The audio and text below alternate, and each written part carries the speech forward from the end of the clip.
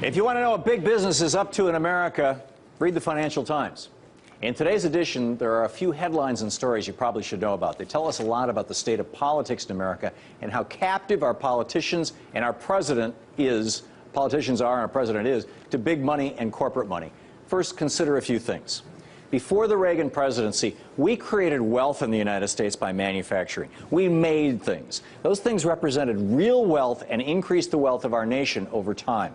Over 35% of our economy was devoted to manufacturing, which provided the basis of pretty much everything else. Since Reagan and those who followed, including Bill Clinton, who have embraced Tom Friedman's vision of free trade, we've pretty much stopped making anything in this country except weapons and machines that are too big to ship in from overseas. Also, since permanent normal trade relations, PNTR, with China was established in 1979, we've seen a continuous collapse of American manufacturing as over 100,000 factories have closed and or moved overseas. 42,000 factories closed in the United States just in the past 10 years. Without manufacturing, what was left? Bubbles. So in the 90s, we got a stock market bubble. We called it the dot-com bubble as if that was some sort of explanation. But what it really was that rich people were moving their wealth away from U.S. manufacturing and into speculation in the stock market. Dot-coms were up and coming, so they drove the speculative fuel. This is the way bubbles always happen. And they're most likely to accumulate in an economy that's otherwise disintegrating, combined with very rich people having more than a normal amount of money, so they have enough sloshing around that they feel free making what would normally be dangerous and speculative ventures, like pumping and dumping on the stock market. They had this extra money, of course, because Reagan's tax cuts for the rich dropped the top income tax rate for millionaires and billionaires from 74% to around 30%.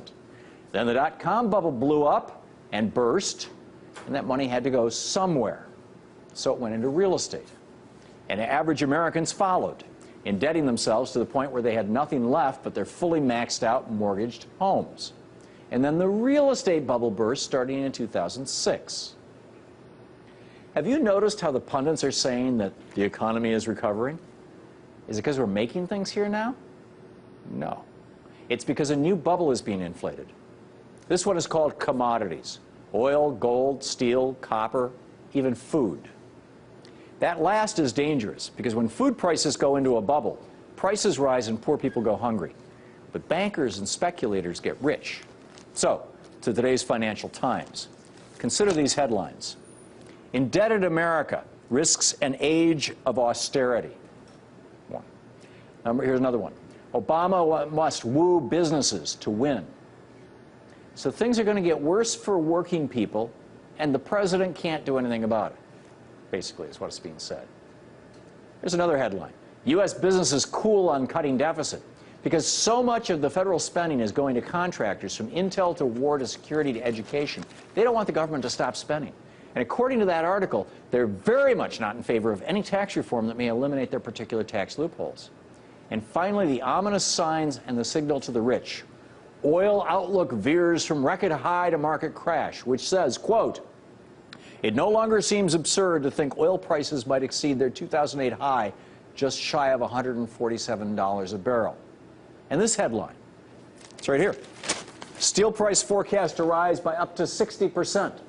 This article points out the quote that in the past 2 months, the price of basic steel has risen 33%. Sounds like a bubble, right? What it goes on to say is that the price will, quote, probably, quoting from the article, probably peak in the first or second quarter of 2012. Get that message?